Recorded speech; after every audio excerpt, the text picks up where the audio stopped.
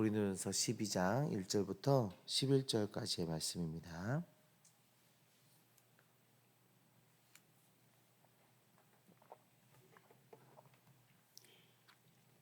이 시간 함께 보실 하나님 말씀을 고린도전서 12장 1절부터 11절까지의 말씀입니다.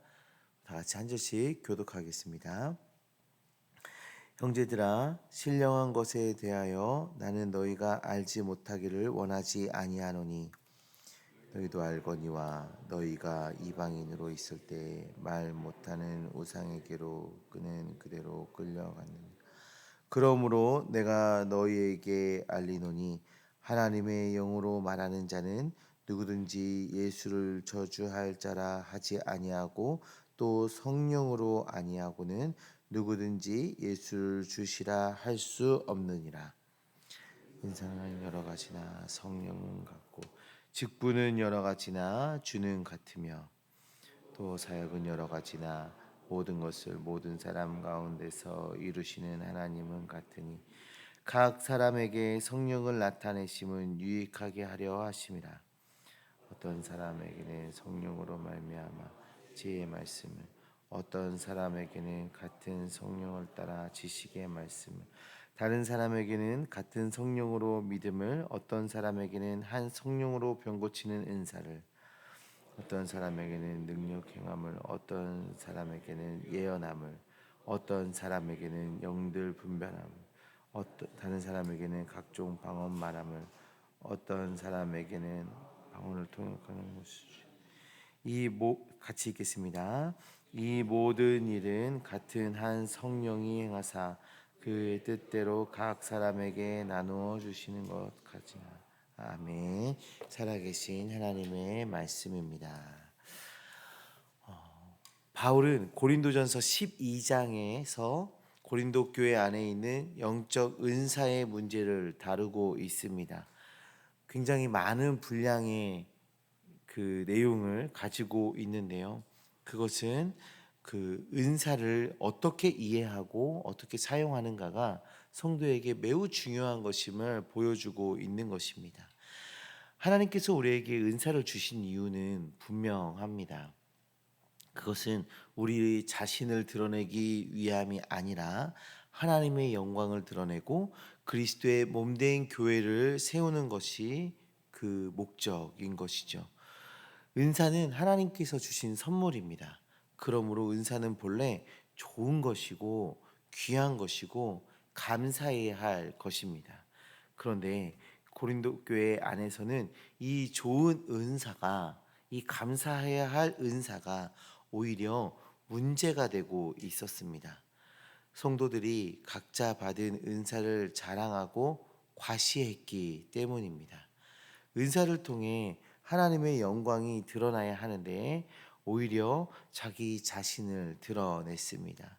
은사를 통해 교회가 세워져야 했는데 오히려 교회 안에 비교와 경쟁과 무질서가 생겨났습니다. 이것이 고린도 교회 안에 있었던 문제인 것이죠.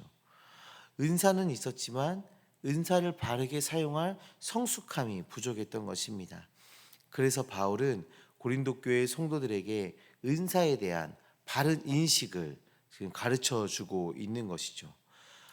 바울은 먼저 성령의 역사와 단순한 종교적 황홀경을 구별해야 한다라고 말하고 있어요. 사실 고린도 지역은 우상 숭배와 신비주의가 가득했던 곳이었습니다. 그곳에는 우상을 섬기는 그 과정에서 황홀경에 빠지거나 어떤 신비한 현상을 경험하는 일들도 있었습니다. 사람들은 그런 현상을 보며 마치 신적인 무언가를 경험한 것처럼 생각하기도 했습니다. 바울은 고린도전서 12장 2절에서 그들이 이방인으로 있을 때 말 못하는 우상에게로 끄는 그대로 끌려갔다라고 말합니다. 여기서 중요한 것은 그들이 참된 하나님을 알고 따랐던 것이 아니라 우상에게 끌려다녔다라는 것이에요. 자기 의지와 분별력을 잃고 거짓된 종교적 분위기와 신비한 현상에 사로잡혀 있었다라는 것입니다. 그래서 바울은 말합니다. 신비한 현상이 있다고 해서 무조건 성령의 역사라고 말할 수 없다라는 것이죠. 어떤 강렬한 체험이 있다고 해서 그것이 곧 하나님께로부터 온 것이라고 단정 지을 수 없다라고 지금 얘기하는 것입니다. 그렇다면 성령의 역사와 이 거짓된 황홀경을 어떻게 구별해야 합니까? 그 기준이 무엇입니까? 바울은 아주 분명하게 말해주고 있는데요. 예수 그리스도를 주로 고백하느냐입니다. 성령의 역사는 언제나 예수 그리스도를 높입니다. 예수 그리스도, 그분이 우리의 구주이시며 우리의 왕이시며 우리의 생명이 되심을 드러내게 되는 것이죠. 그러므로 예수 그리스도가 드러나지 않는 은사, 예수님의 주되심을 가리는 은사, 자기 자신을 과시하는 것, 이런 것들은 바른 은사의 사용이 아닌 것입니다. 아무리 겉으로 보기에 신비하고 대단해 보여도 그 안에 예수 그리스도를 높이는 고백이 없다면 그것은 성령의 역사라고 할 수가 없는 것이죠.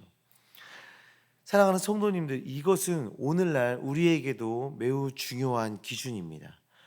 우리는 때로 어떤 사람의 그 특별한 체험을 듣거나 놀라운 능력을 행했다는 그 이야기를, 신비한 은사를 받았다는 이야기를 들었을 때 쉽게 마음을 빼앗길 수 있습니다. 그러나 우리가 먼저 물어야 할 질문이 있습니다. 그 일을 통해서 예수 그리스도가 높아졌느냐? 그 은사를 통해서 교회가 세워졌느냐? 그 사람이 자신을 드러내고 있는가? 아니면 주님을 드러내고 있는가? 이것이 은사를 분별하는 중요한 기준입니다. 이어서 바울은 은사가 단순히 몇 가지 신비한 현상에 제한되지 않았다는 사실을 가르쳐주고 있어요. 4절부터 6절의 말씀을 보시면 바울이 이 은사를 삼위 하나님의 사역 안에서 설명하고 있습니다. 은사는 여러 가지지만 성령께서 주신 것이고, 직분도 여러 가지지만 주님이신 예수 그리스도께 속해 있는 것입니다. 또한 사역은 여러 가지지만 하나님 아버지께서 이루시는 것이다 라고 말해주고 있지요. 이 말은 은사가 신비한 현상에 머물러 있지 않다라는 뜻입니다. 하나님께서 우리에게 주신 재능, 지혜, 지식, 섬김의 자리, 사역의 기회, 삶의 환경까지도 하나님께서 교회를 세우기 위해 사용하시는 선물이 될 수 있다는 것을 지금 말해주고 있는 것이죠. 우리는 은사라고 하면 자주 특별하고 눈에 띄는 것만을 생각하긴 합니다. 방언, 예언, 환상, 병고침 같은 그런 것들만 떠올리게 되지요. 물론 하나님께서는 그런 방식으로 역사하실 수 있습니다. 성령께서 필요하시다면 우리 가운데 놀라운 일을 행하시기도 하십니다. 그러나 바울은 그 은사를 그렇게 좁게 보지 않고 있어요. 하나님께서 각 사람에게 주신 모든 선한 것들이 하나님의 손에 붙들릴 때 그것이 교회를 세우는 도구가 된다라고 말해주고 있습니다. 바울 자신을 한번 생각해 보시기 바랍니다. 바울에게도 놀라운 일들이 있었어요. 다메섹 도상에서 부활하신 예수 그리스도를 만나는 놀라운 체험이 있었습니다. 그 삶에는 분명 신비롭고 신비하고 또 강력한 성령의 역사가 있었습니다. 바울을 통해서 병고침을 받기도 했고요. 복음이 전파되며 또 교회가 세워지는 놀라운 역사들이 그의 삶 속에서 일어났어요. 그러나 바울에게는 그것만 있었던 것이 아닙니다. 그는 뛰어난 지식을 가진 사람이었습니다. 바리새인으로서 율법에 정통한 사람이었습니다. 구약 성경을 깊이 알고 있었던 사람이에요. 또한 그는 유대인으로서 동시에 로마의 시민권자였습니다. 이것이 당시 복음을 전하는데 매우 중요한 환경적 조건이 되었습니다. 하나님께서는 바울에게 주신 신비한 체험만 사용하신 것이 아닙니다. 그의 지식도 사용했고 그의 언어와 학문도 또 시민권도 사용하셨습니다. 그가 걸어온 인생의 모든 과정까지도 복음을 위해서 복음의 도구로 들어 사용하신 것입니다. 이것은 우리에게도 마찬가지예요. 어떤 사람은 가르치는 은사가 있어요. 어떤 사람은 섬기는 은사가 있습니다. 어떤 사람은 위로하고 격려하는 은사도 있고요. 어떤 사람은 행정적으로 정리하고 조직하는 은사도 있어요. 어떤 사람은 찬양의 은사도 있고요. 어떤 사람은 묵묵히 자리를 지키는 성실함의 은사가 있습니다.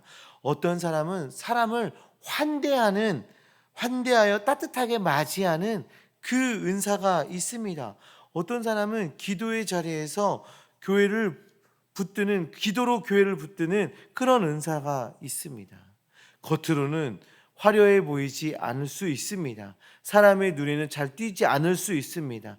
그러나 하나님께서 주신 것이라면, 그리고 그것이 그리스도를 드러내고 교회를 세우는 데 사용되어진다면 그것은 너무나도 귀한 은사인 것이죠.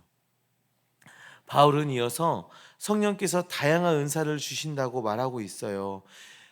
지혜의 말씀, 지식의 말씀, 믿음, 병 고침, 능력 행함, 예언, 영 분별, 방언, 그 방언 통역 등 여러 가지 은사들을 언급하고 있습니다.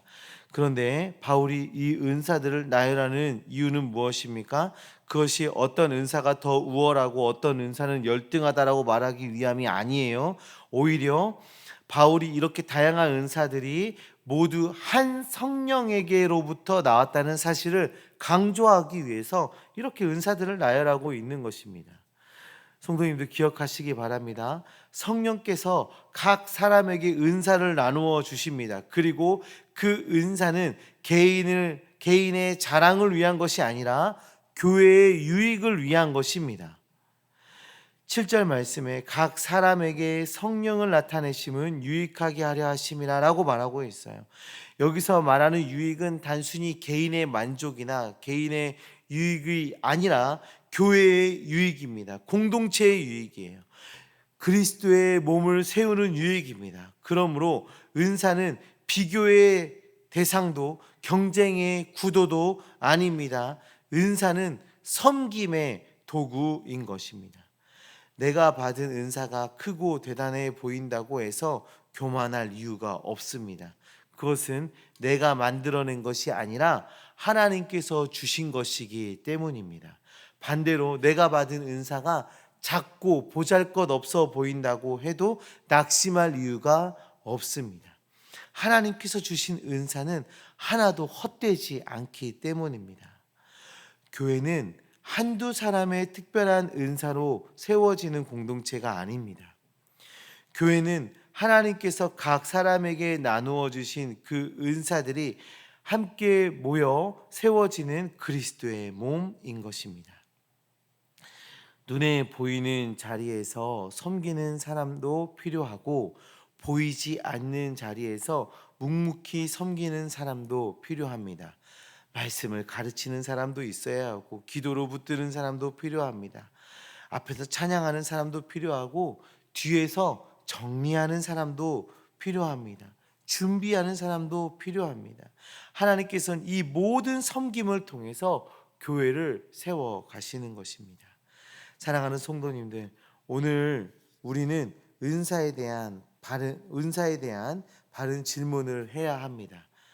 나는 어떤 은사를 가지고 있는가도 중요한 질문입니다. 그러나 그보다 더 중요한 질문이 있습니다. 나는 내가 받은 은사를 누구를 위해 사용하고 있는가? 내 은사를 통해 예수 그리스도가 드러나고 있는가? 내 은사를 통해 교회가 세워지고 있는가? 내 은사를 통해 누군가가 살아나고 있는가? 은사는 하나님께서 주신 선물입니다. 그러므로 은사를 받은 사람은 자랑할 것이 아니라 감사해야 합니다. 그리고 그 은사를 나를 위해 쌓아두는 것이 아니라 하나님께 다시 올려드려야 하는 것입니다. 내 이름을 높이기 위해 사용하는 것이 아니라 예수 그리스도의 이름을 높이기 위해 사용해야 하는 것입니다.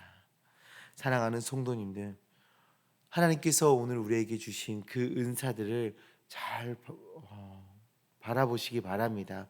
그리고 그 은사를 하나님의 영광을 위해서 사용하는 주님의 일꾼들 되어지시기를 소망합니다.